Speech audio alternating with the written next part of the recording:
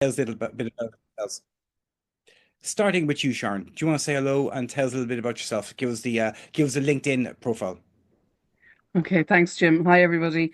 So my name is Sharon Barry, and I'm the Director of Culture Ireland. Culture Ireland primarily is responsible for funding Irish artists to tour internationally. We cover all art forms and all genres. We fund artists. We also put showcases on around the world at different festivals, and we work in terms of music with First Music Contact and Angela and her team, who run showcases on our behalf in places like South by and Primavera, Eurosonic and Great Escape and many more.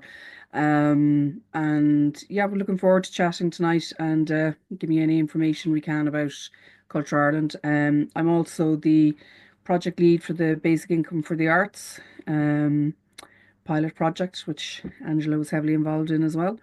And before that, during COVID, I was running the COVID support schemes for the live entertainment sector. So lovely, glad to be here with you tonight.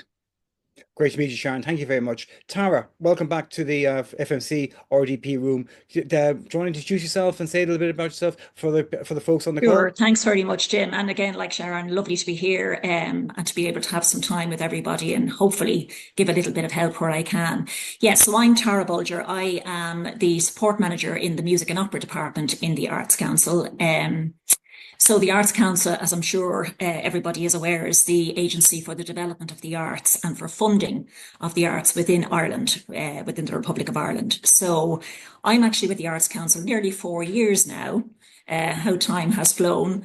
I've come from the music sector myself. My background is in music, and the majority actually of my career was spent within the performing rights area of kind of the music aspect of stuff. So I spent quite a lot of time working with IMRO in a number of roles within the Irish Music Rights Organisation. So I've always had that, I suppose, that really in a strong interest in supporting artists.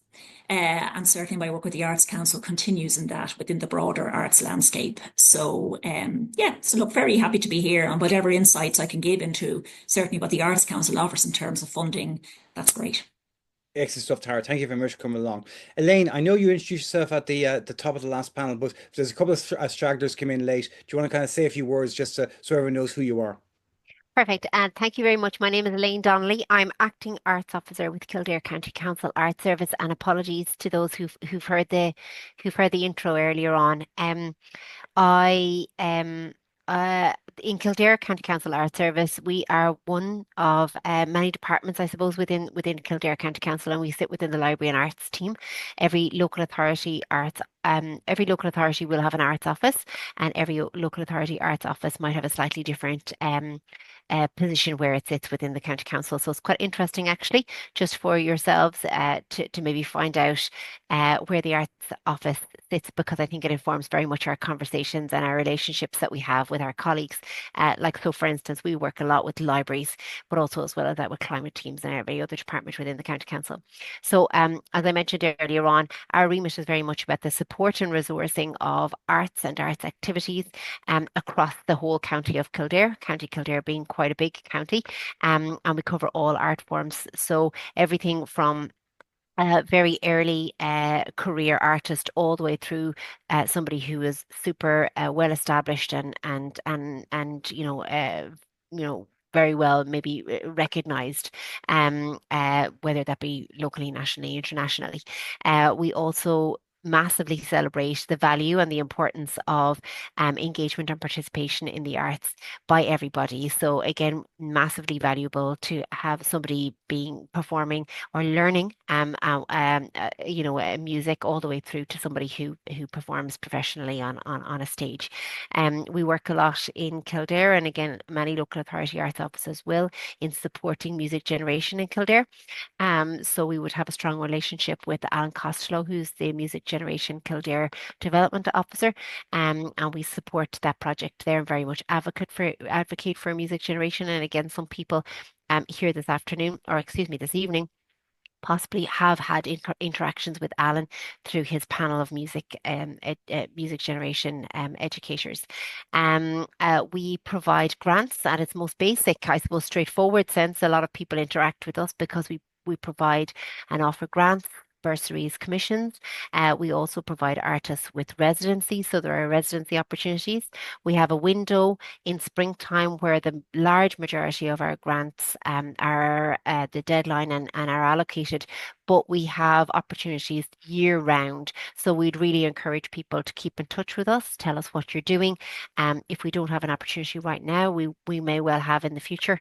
And we also try to, I suppose, if we don't have supports, we try to see if we can signpost people to our supports, or maybe we're also very, very open to partnerships. Hence this fantastic opportunity to work with First Music Contact today, and also the relationship that's here with Roscommon, with Galway City, Galway County and Louth across this week as well. So thank you very much for having me. Very excited to meet everybody online, and we look forward to lots more chats.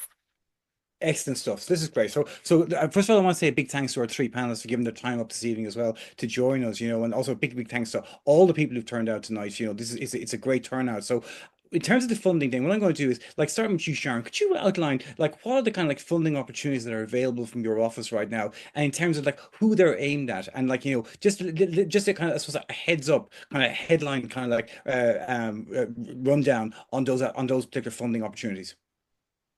Yeah, no problem, Jim. I suppose in a way, and I've done a lot of panels with Angela before, I'm at the end of the pipeline. So the pipeline starts with local authority, then you move into Arts Council, and really you're coming to Culture Ireland when you're ready to internationalise your career. So I suppose in essence, we're the export office for Irish arts.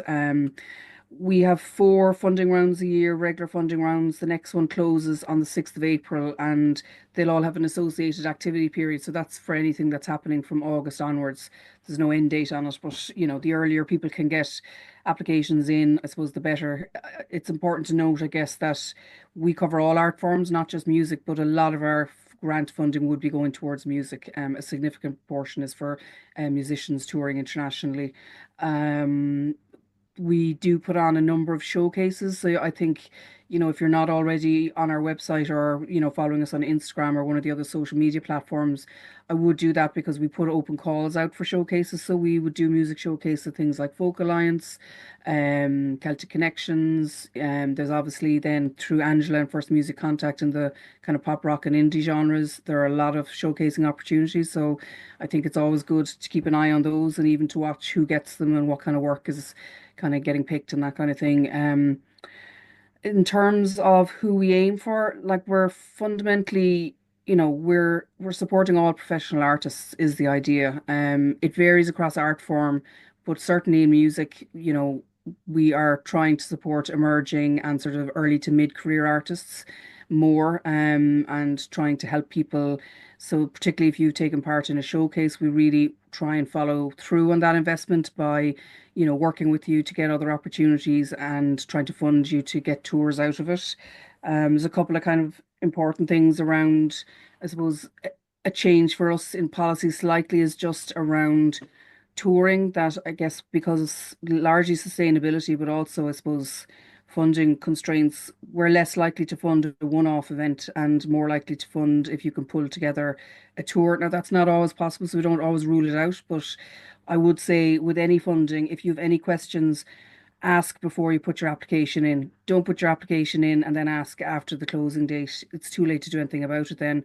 We're here to help. It's our job to give people grants. So we're more than happy, send an email to the info box. We can either answer it across email or we can set up a call with one of the team. We're always happy to chat through any questions that people have. And I think it's important that people realize that we all work for the state and our job is actually to support artists. So don't be afraid to ask for help because that's what we're here for. Right. When did you say the next closing day was? May the 6th, was it? 6th of May, yeah. Great stuff. Okay, excellent stuff. Thank you. Tara, do you want to go through kind of what's available from your office then in terms of kind of newer artists or emerging artists? Yeah, sure, Jim, no problem at all. I suppose the first thing just to say in terms of an overarching comment is that the Arts Council will fund artists kind of indirectly and directly. So what I mean by that is that the Arts Council funds organisations like resource organisations that are there to support artists in their own way as well too. So there's always going to be opportunities available to those organisations. as well that artists can kind of touch base with and hook in with. In terms of direct supports then, with the Arts Council, the way I like to describe them is that we've got two overarching categories of support, and each of them are quite different in terms of what the objective is. The first one is what we call the bursary type awards, and those are focusing on the development of the artist's own practice. So it's basically funding to invest time in themselves in terms of their development. And in relation to, say, the bursary award, the focus there is on a really substantial development period. So the funding, you can request any funding from between 5,000 and 20,000. The maximum is 20,000, but it is for with a view to an in-depth development of your practice. That can be done in various ways. The second type of support then is more project based. So this would be in relation to, say, the Music Project Award. Now, the difference here is that with the Music Project Award, it is all about bringing art to the public. So it must have some public engagement outcome at the end. So while there may be aspects of development by its nature, because of, an artist putting together a proposal, putting together a project, ultimately, the end result has to be bringing something to the public. So in that regard, I suppose the key thing to say from the outset is that when you're thinking of funding and thinking of applying for funding in the Arts Council, you really must be clear about what you want funding for. Because depending on what you want to do or what your objective is, there will be a more appropriate fit in terms of a scheme. And that's always the first step to consider from that point of view. So I think, as I say, just at the high level, that would be the two kinds of categories that we have. We have, in terms of bursary, we have 2 rounds of bursary that we offer every year. Now, you can only apply to one or other of the rounds, but we do run 2 rounds of bursary. We have a second one that'll be opening later in the summer. And then we have 1 round of the Music Project Award that opens later in the year, usually around the end of the summertime into autumn. Okay.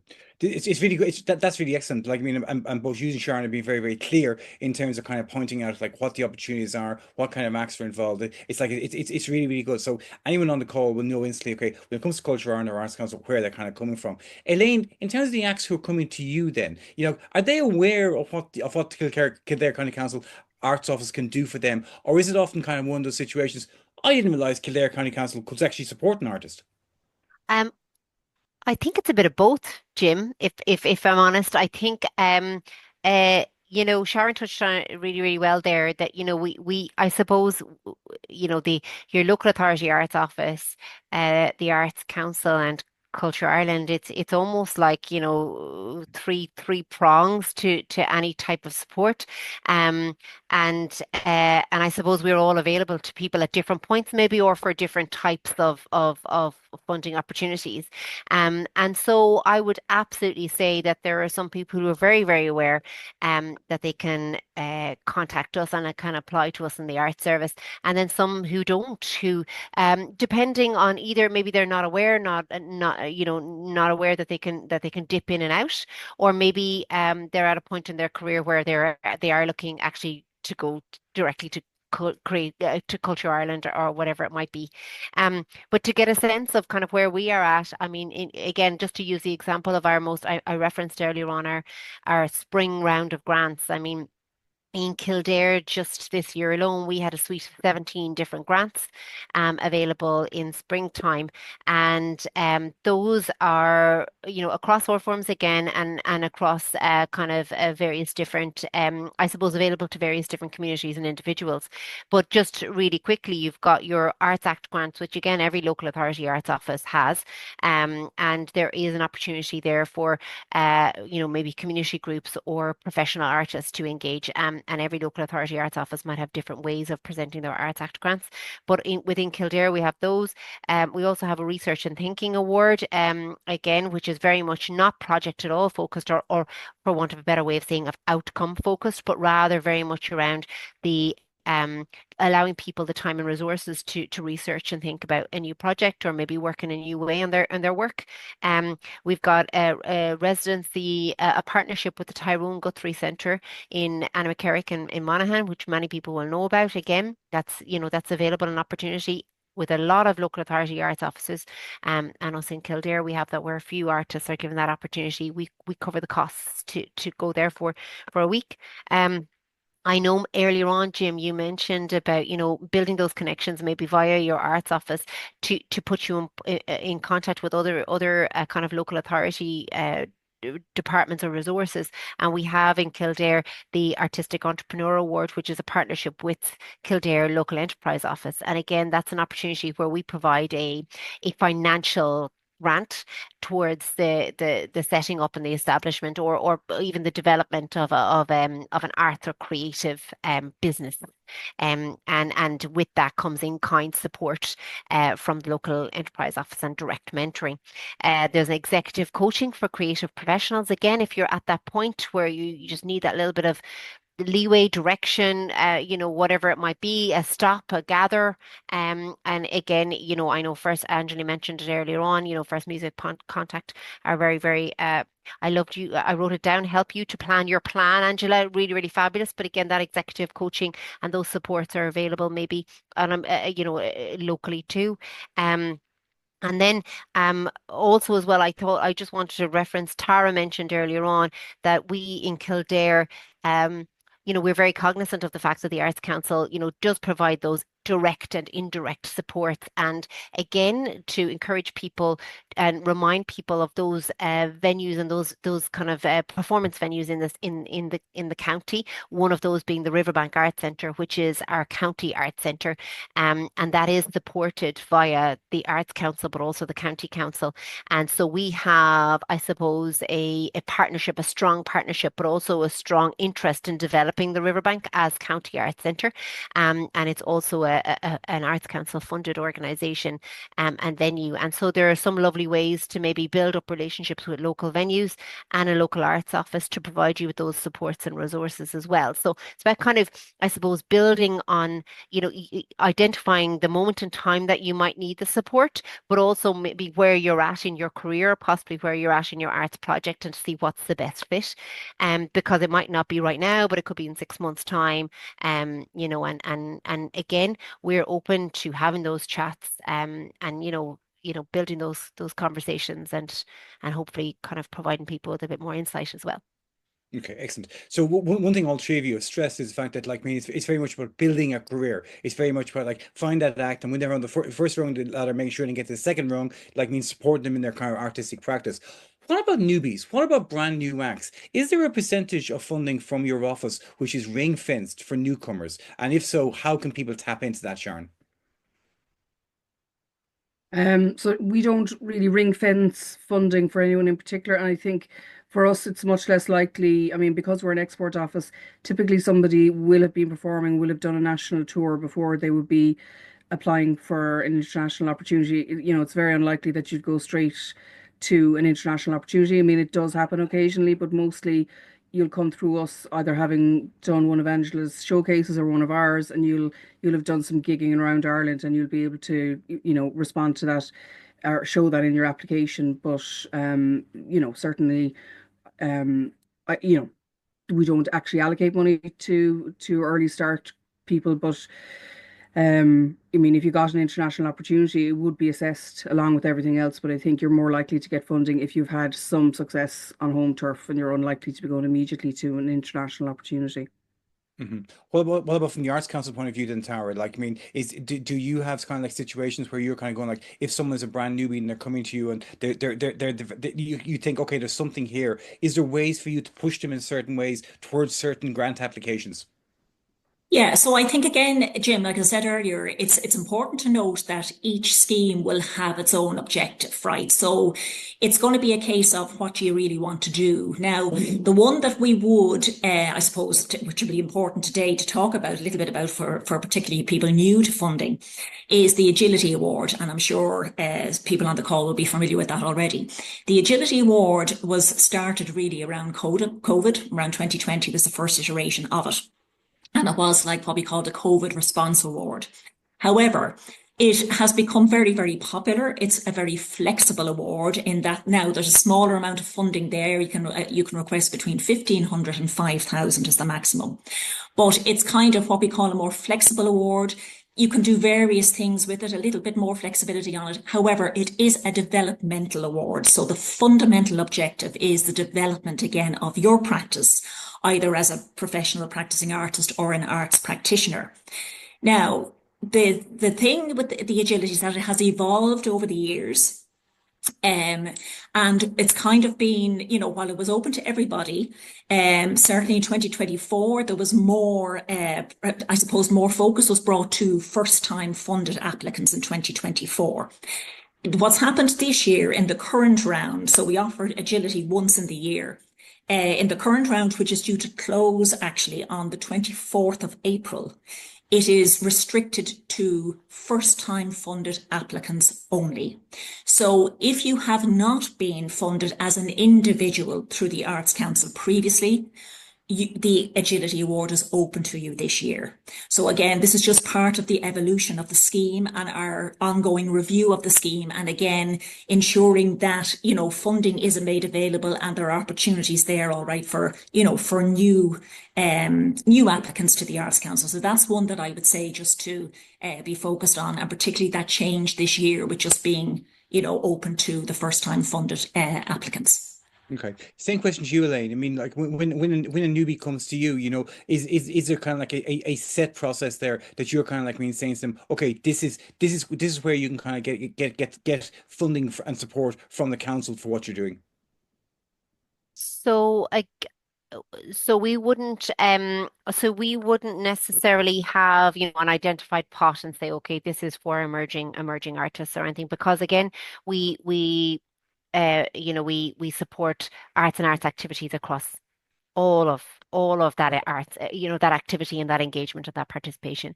And so I think it's just kind of to hark a little bit to what Tara said. I would really, really encourage people, and I've learned this myself from applying for funding, because as a local authority arts office, we apply for funding too, and we have to deal with those no's and those disappointments too.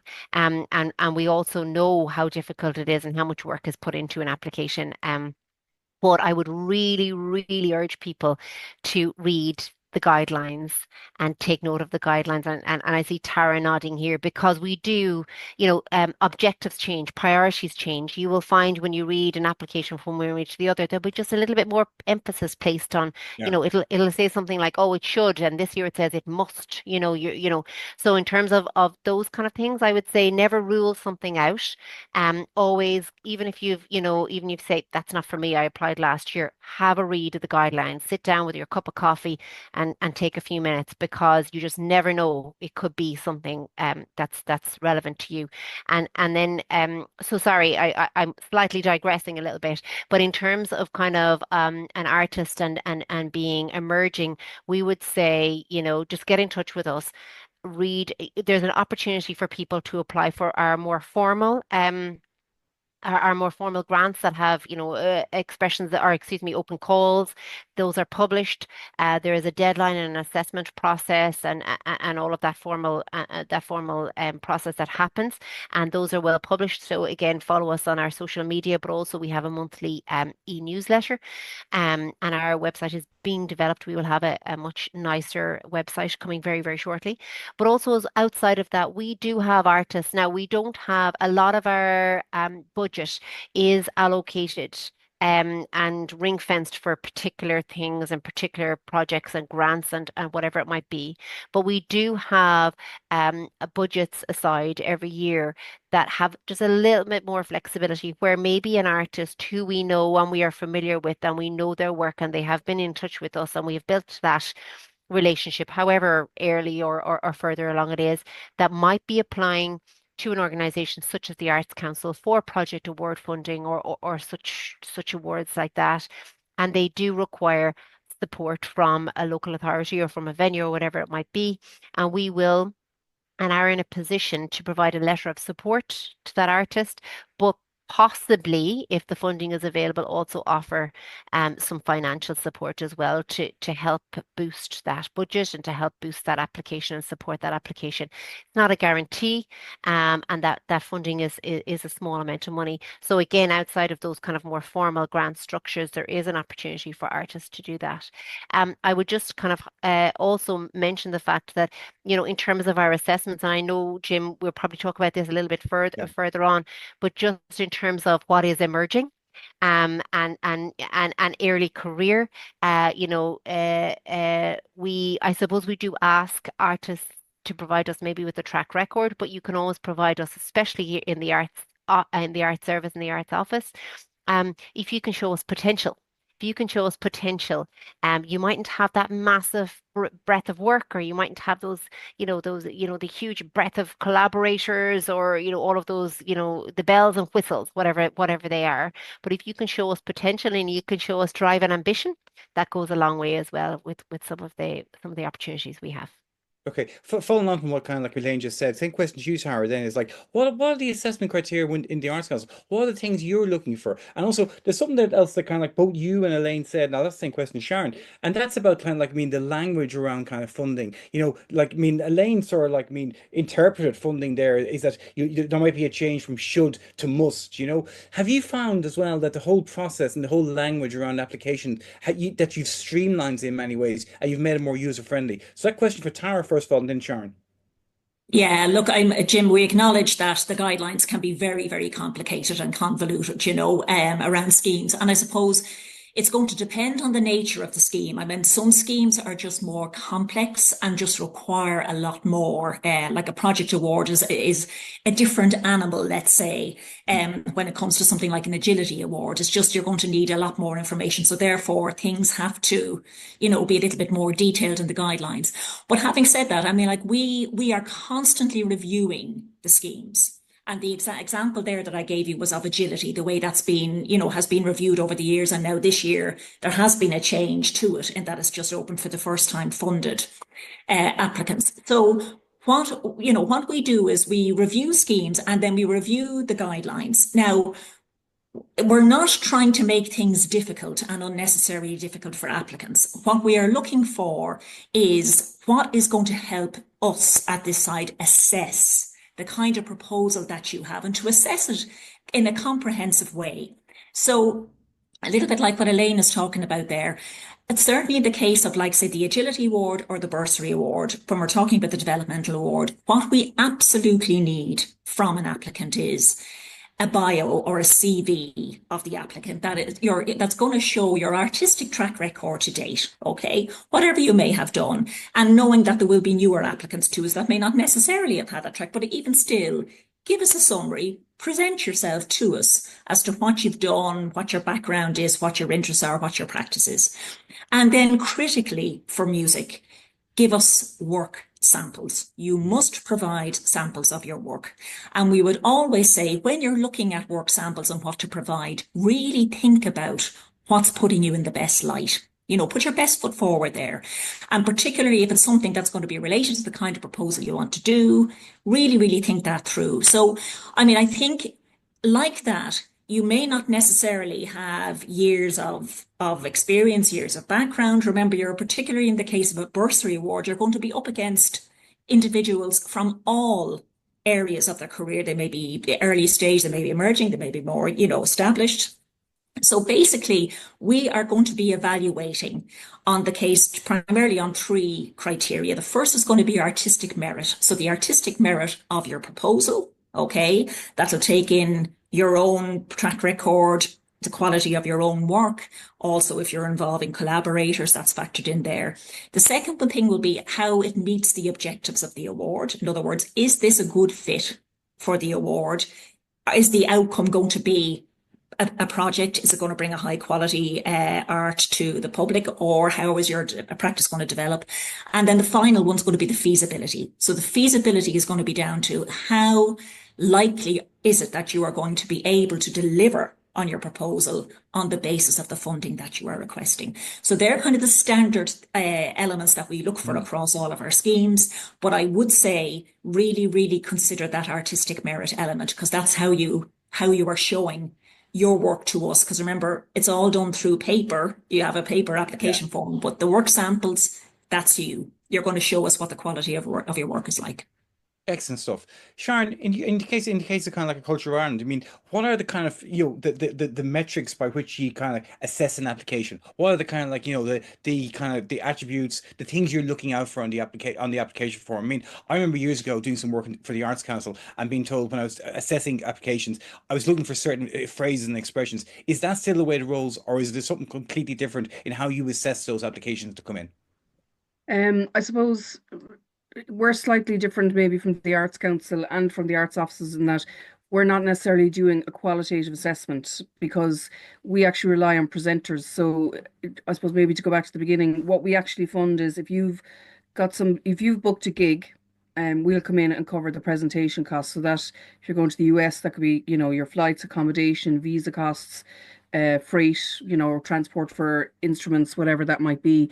So that means that we leave the kind of the curating, I suppose, to the presenters. They know their own audiences better. So if you've gotten an opportunity, you just need to tell us about that opportunity. And I suppose a few key things to keep in mind are that it has to be, it has to be, I suppose, a recognizable or reputable presenter. So a venue or festival that, we would know of, or at least people working the business would know of. You have to be getting paid. We don't fund anything where artists are not being paid, and that's a really hard line for us. And sometimes, particularly in music, we'll have to turn people down who maybe get support gigs. And like I think we do that on principle that, we don't support those kind of things. And that's an important message to send to the music industry. And sometimes we'll give grants. I mean, even if somebody is getting 50 quid for a gig, that's fine. We're not, it's the principle of the matter. You must be getting paid. It Yeah. must be a professional presenter. And once you can meet those criteria, you're eligible to put in an application.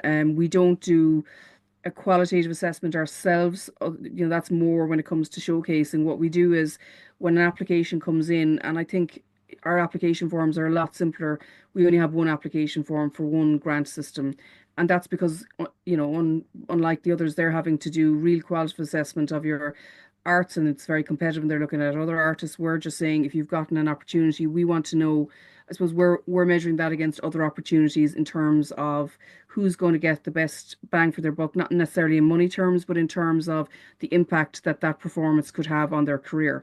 So you're really explaining why it's important for your career, why it will help you develop your international audience. So let's say you get 5 nights in a pub in Camden, that's great. Unlikely to do as well as maybe getting picked up for a festival or a couple of festivals across Europe. So we're really about growing your audience and growing your international profile. Mm. But I think the application process is relatively simple. We do have art form experts look at all of them when they come in. They're looking at it from the art perspective, and that's really, you know, do they know the artist? Have they heard of them? Are they aware of their work? That kind of thing. So we get a sense of where a person's at if we haven't come across them before. But I would say just get in touch and talk to us beforehand. Like, arts funding is incredibly competitive. There's never enough money for everything that goes around. And so, unfortunately, part of the job is you just have to accept that part of the job is filling out application forms and I would say, don't get disheartened. It's obviously upsetting and you're entitled to be disappointed if you don't get something, but some people never apply again because they think, oh, they're not for me, they don't want Yeah. me. That's not the case at all. It's each round is taken on its own and each round is competitive and each opportunity is different. So absolutely ask why you didn't, ask for feedback, find out why you didn't get supported, and always keep applying. And it's just part of the business. You'll get better at doing applications. There is a little bit of an act to them, and people, I think just keep at it and don't try not to get too disheartened because there just isn't enough funding for everything that everybody wants to do all the time, unfortunately. I think it's worth saying at this stage that, like, you know, for someone like me who's been observing the Irish music industry for a long, long time, the funding process has got incredibly much more clearer, much more straightforward, much more professional. You know, I think that's kind of like, I mean, that's something that's kind of like you can see in terms of the acts that are coming through. Which leads me to my next question: is that how do you assess then the sort of like the success of someone who's applied to you? Starting with you, Sharon, just so we'll take that act you've just mentioned who applied to you to get funding to play kind of like a gig in two gigs in a pub in Camden. Like, how do you kind of like when you come to kind of like assess the support you give them? Say you give them €750. Just take this figure off the top of my head. That might get them on Ryanair as long as they're not taking bags with them. Right, you give them the money. How do you assess the success of that? Is it if they get a gig at Glastonbury? Is it kind of like, I mean, where's the kind of success? For example, I've noticed that kind of couriers are currently touring the UK, and every gig they're doing, they're thanking you on the social media for it. Is that kind of part of that process? It is. I mean, if you get funding from us, you do have to mention us, and it's not about us wanting people to say thanks. It's actually about getting our name out with presenters, because if festivals and venues and people know, oh, I can get money if I bring an Irish act over, you know, that's going to help other Irish acts get opportunities. So we spend a lot of time. Artists are really our, you know, they're our PR and marketing. They go out there and they tell people, oh, I got funding to come here to work, you know, for Culture Ireland. So it's more about being able to make sure that they know, because it's an unusual enough model. Not very few countries do that, where they'll, you know, fund presentation costs for artists to tour internationally. How we measure success, I mean, there's a feedback form after every grant, where you have to tell us kind of how many audience were there, but other things like what sort of connections did you make? You know, somebody might pick up an agent or a manager, or it really depends. But you know, we don't have any set criteria that you have to end up playing Glastonbury. That's not really where we're at, because different people will decide what works for them and what they want their career to look like. You know, so we know it's successful if people are coming back looking for more grants, if more presenters are picking them up. But that's what success looks like. So, you know, and eventually people will get to a point, you hope, where they don't really need our funding, and they sort of naturally fall away when they've gotten bigger deals and they're able to manage it. But you know, there's no set measure. Like, genuinely, if you get an opportunity, we'll try, you know, 7 times out of 10 to try and come in behind you and support it, just depending on the money that's available. And it's up to you to decide what success looks like and what you want for your career, and that's going to be different for everybody. Okay. Same question to you, Tara. Like, I mean, what does like how do you what's the measure of success? What's the metrics of success when the Arts Council give funding to a new act or an actor on the kind of like the second rung of the ladder? Yeah, well, I mean, I suppose we could classify it as maybe formal and informal kind of measurement, if you like. Certainly, there is a formal aspect. So a little bit like what Sharon was mentioning there. When you are successful in receiving funding, there is a condition of funding that you will get, that once, in order to get your final payment of a grant, you must have completed all your activities for which the funding was granted, but then you have to submit a formal report. It's a report form. And in that, you need to declare, there's a declaration that you have actually completed your activities, the funding has been used for what you was awarded. And in that, then, there are various sections where you can provide feedback, and we're able to evaluate then the success of that funding in terms of how the proposal was delivered, what kind, particularly in the case, say, of a music project, what kind of engagement you got in terms of a developmental award, how your practice actually benefited from that. So that is the formal process. Informally then, or a little bit like, you know, like when we look at, say, the kind of the social media aspect, and where we're getting kind of, you know, a lot of feedback there coming back from the artists on that. But we also have a kind of a really good relationship with those who we funded, where we will say to them, you know, let us know where your work is going to be performed. If it's a project, do keep in touch with us and let us know, because we do our best to attend as much as we can ourselves in terms of what has been funded by the Arts Council. And I have to say, for me personally, that's one of the perks and one of the things I really, really enjoy about my role, is that getting out and seeing the actual end result of funding. So that then will mean that we ourselves have a direct engagement with the funding opportunities, with the funding that and what has been created as a result of the funding, and we then are able to evaluate that from our point of view as well too. So as I say, there's the formal element, and then there's also those other informal ways. But it really is very, very helpful. As I say, just keep in touch. If you've been successful in receiving funding, do let us know. If particularly if it's a project or something that's going to have something delivered to the public, do let us know about it. Excellent stuff. So I've got kind of one last round of questions before I get some questions from the audience. And first question is to you, kind of like Elaine, is what would you like to see more of in terms of applications to the Kildare County Council Arts Office for funding and for support? So when you asked this question, I was thinking about this afternoon. When you're asking about this question, are you asking in terms of the content of an application or the types of artists? The types of application, because I'm very aware of the fact that there's sometimes for an awful lot of funders, they find that it's no problem getting applications for people who are already inside the tents. It's the people outside the tent you want to bring into the tent. Mm. Do you think that's the case in Kildare? Listen, I would 100%. We can't, we're very cognizant, and I'd like to hope that all of my fellow arts officers would be the same. I mean, although we live in a small country, we can't possibly know all artists, and we can't possibly know every artist that's either from or living in Kildare who has a connection to Kildare. And harking back to kind of what I said earlier on, we're very keen to support any of those artists and all of those artists if we could. We would. We don't possibly have enough funding to do that, but we would like to see more applications from more people. Unfortunately, that does mean that our budgets remain quite similar every year. However, we do, going back to kind of reporting and internal kind of administration and all of that, we do put together reports in relation to how many applications we get in our grants and what is the total ask versus the total budget available. And we use those conversations to help us, to assist us in arguing for budgets for next year and the year after. Those conversations are slow and steady, but if we don't have that information and we don't show that need and we don't show that demand, well, then it's very difficult for us to demand increases in budgets going into the future. So I suppose we would say, please, just we'd like to see more applications in terms of any particular genres or any particular artists at any particular point in their career. We would just encourage everybody to get involved. One area that we can't support are more commercial projects and commercial activities. What we can support is the artists and the arts and creative project. And sometimes people maybe find that a little bit difficult to work out. But that's where you can have a conversation with us and say, maybe, is this an area that we would, that you could support or would support? I know, again, just to give an example, which is slightly not related, but possibly is as an example. In Kildare, we in the Arts Office in Kildare, we actually don't look after or administer the festival grants in Kildare. That's looked after by a different department.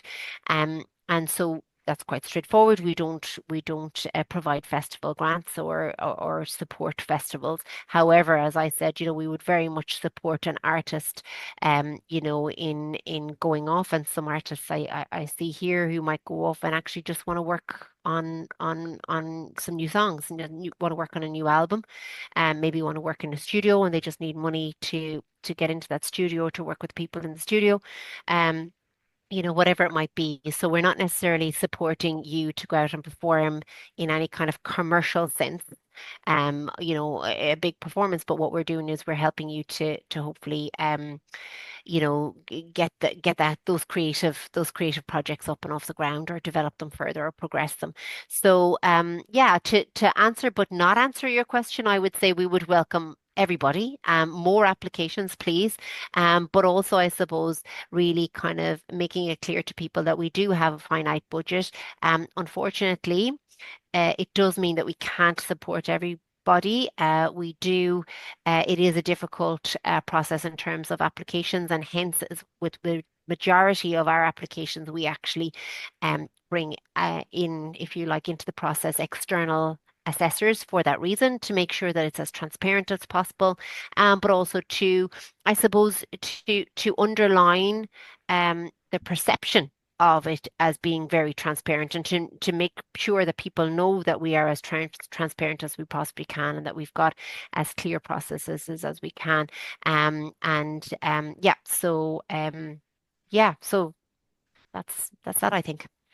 That's great. Thank you very much, Elaine. Tara, if you were to burst one myth about funding for artists, what would it be? One myth. One myth. Okay. Well, I think one thing to say is to be very aware, and sometimes this can be a misunderstanding, that there could be aware that funding from the Arts Council is not just based on a request for funding. Can you give me funding for this? It is all based on funding schemes. And I suppose it's harking back a little bit to what I said at the beginning. So when the thing to do is, when you're considering making an application, really think through what you want to do and what is the net result going to be? What is the goal? And you need to be specific. Okay. So that's what I would kind of say, particularly for newer people who would not be as familiar with the application process. And there is an art to making applications. We do know that. I mean, the more, as was said earlier, the more you do them, the more you get more practiced at it. But I think that would be the thing. Really, really think about what you want to do. Don't do it at the last minute. Okay, think it through, make sure, again, remember, you're setting it out so that an assessor can say, okay, this is a proposal. How is that artist going to develop at the end of it? Where do they want to go? Where do they want to be? How are they going to get there? I think that will be the key thing. And for me, in terms of doing panels like this and speaking to artists, I think that's not always understood. That this is something that has to be thought through. It's not just a case of, I'm going to approach the Arts Council for funding in a very general kind of way. It is quite specific and needs to be specific because of the competitive nature of things. One thing I would just say, Jim, just to sweep in then very quickly on that, is just in terms of what we are seeing at the Arts Council is just unprecedented levels of applications coming through. And we are seeing it from all genres and great diversity of applicants, so that's something that is a real positive. Now, it does again have its issues in that, there's only so much funding, each round will have a context. But I would have to say we certainly are very pleased to see the kind of diversity we've been getting in terms of applicants at all stages of careers and in terms of the genres. And just to say that in music, it is absolutely open to all genres of music. Excellent. Great stuff. Sharon, last question to you, and it would be amiss for me not to ask this question, considering that you're one of the architects of this scheme. The basic income scheme has been one of the big successes when it comes to arts funding, when it comes to kind of supporting artists. Do you want to tell us what stage is at the moment, and how you yourself have kind of assessed it in terms of how it's actually been ran out, kind of what's been done, and what lessons you've learned from that in terms of funding and support for artists. But I could talk about the basic income till the I know. cows. I'm very aware of the fact that we've got 3 amazing speakers and about an hour. So I'm really sorry. I'm really sorry, Sharon, for throwing this question to you at the last minute. Fine. Give it a good go. I think basic income really for me is, I mean, it's been a hugely enriching thing to be involved in. I think it's just amazing to see the impact it has on artists' lives. And the key thing that comes out of it for me is, I mean, it's not a huge amount of money. It's €325 a week. But the key impact for artists has been just being able to make some choices that maybe they couldn't do before. It creates space for people's artistic practice that they didn't have before. So they might be able to work a few less hours in a coffee shop or, teaching music lessons in order to be able to focus on recording music or something like that. So it's a really simple way of helping people create time, which is what you need for creativity. You need to have that time. And if you're constantly hustling to, pay the bills, which everybody is, then it's really difficult. So the feedback we've been getting from the artists involved has just been amazing. We're very carefully, we set it up in a very particular way that it's like a gold standard randomized control trial, which means that the data that we're getting from it is undeniable and irrefutable. And that was important because I think that's one thing that the arts lacks, because we don't really like to measure ourselves. And how do you measure it? And but I think for getting funding for something like this For a permanent intervention, you absolutely have to be able to make the case and prove that it works. So we're doing surveys with the participants every 6 months. We're doing research papers out of those. Those are all available online. Just look up basic income for the arts. They're all being published and made available publicly. And it clearly shows that it helps. Um, and I think the big thing for me, what we've done is we have a treatment group who are getting it of 2,000 people, and we have 1,000 amazing artists who have agreed to give us the exact same data, but they're not getting the basic income. They do get a small annual payment, but they're not getting the weekly payment. And what that has allowed us to do is just have people who are, working in the exact same way, and we can compare and contrast and show the difference. So every graph we look at has just gone like this, where you see the people on the basic income, they're able to spend more time with their practice, their well-being has increased, their anxiety has gone down, they're able to do more collaboration, they've got time to do some training. All of their measurements have been positively impacted, and then heartbreaking to see just how badly off the control group are, how difficult it is to, make a life if you're working as an artist. So like where those of us working on it are really proud that at least that the work we put into that research program has really paid off, because ultimately it'll be a political decision as to what happens with it, but at least the data and the impact on people's lives is irrefutable, and nobody can argue that it works. And for what I think, while it's 35 million a year for 2,000 people, the net cost of that is going to be significantly less, because people are coming off social welfare, they're now earning more income in the arts, and they can pay some taxes, and people genuinely are happier. Like in the first 6 months, we saw a 10% decrease in depression and anxiety. That's like, if you had to set out as a government policy to reduce anxiety and depression by 10%, I don't know how many millions you have to spend, but I assume it would be quite a lot of money. So there's lots of really interesting outcomes from it that were unexpected. But the main thing for me is the difference between it and social welfare is that it's unconditional. That means it's respecting people, it's giving people choice, and it's creating space. And that's the key to it, that the number isn't as important as the fact that you get to choose what you do with it. And people are doing lots of different things with it. But fundamentally, it's supporting creative practice and means that there's more artists able to stay being artists and spend more of their time being artists, which is great. Excellent. Angela, what would you be asking people on this call to do to make sure the basic income scheme stays in place? Oh, good one. We had a petition out just before the election, which got 10,500 signatures. We'll probably go at that again now that we have a new minister.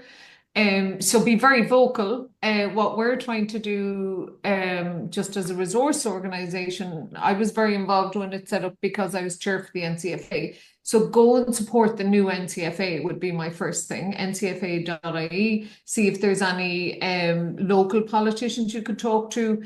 And it's certainly to get it over the line. What we did was did a Hearts and Minds campaign, which was, no music, no theatre, no films, no point. And have those conversations with your friends, your family, other people who vote, but have them if you can with your local elected representatives, because yes, we will be targeting the new minister, but it's when he starts to hear from the representatives from Kildare, the representatives from Roscommon, the representative from Louth. Like, there's so much to be proud of here, not least the fact that when we were doing the research to put this together, we discovered that if the Irish one concludes, and it should, and it's been funded to go the full pilot, will be the first global pilot to finish.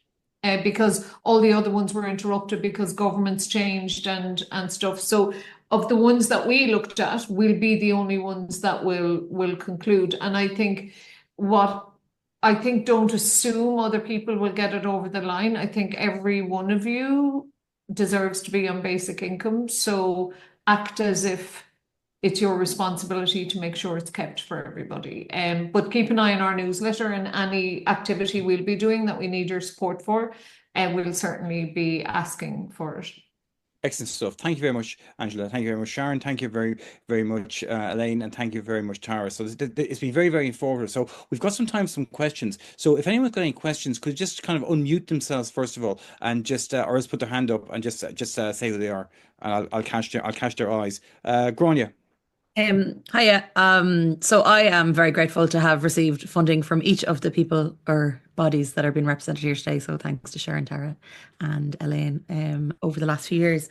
I suppose my question sort of is Arts Council related, but also kind of would come back to Elaine sort of because I know I would have been in receipt of the travel and training grant prior to COVID, which obviously was taken away because nobody was traveling and training, and it was sort of replaced by the Agility Award, which had multiple dates, which was great, but also didn't really work as a traveling training grant. So it's really disappointing that hasn't come back, especially now as it's been taken away from the general public to apply for.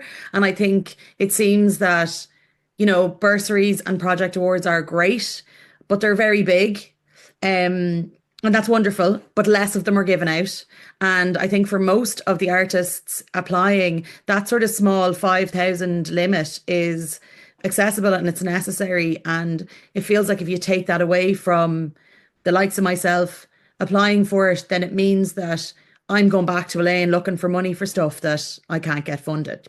Do you know what I mean? And it feels like Elaine's going to end up now with more pressure or more need for people looking for money because the Arts Council isn't funding an Agility anymore, and the project and the bursary. And I did apply for the bursary, and I know that it's 1,700 applications in this last application, which is 54% more than this time last year, which is probably because the Agility was taken away. You know what I mean? So I'm just wondering, is there a thought process behind that, or is there another something going to come in that's somewhere in between an Agility and a bursary that will, be a fund that people who are not looking for 20 grand to do a project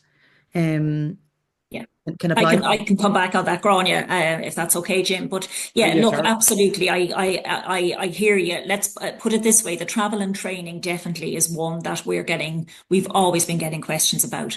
It is something that just hasn't been reinstated up until now, but it is something that is definitely coming back, and that is, we are looking. To answer the question, I suppose we are looking overall at the funding offerings at the moment. And, as I said, the Agility has evolved to this point that this year it is open to first-time funded only, right? But we are evaluating all of our schemes right now. There is an initiative underway, and precisely to see where the gaps are. And we do know that the travel and training is a gap. And as you said, the Agility was kind of replacing it in some way. Well, it didn't really, because again, it was still coming out of the COVID, so there were still restrictions. I mean, Agility is flexible in that it does allow for, travel, but it's not.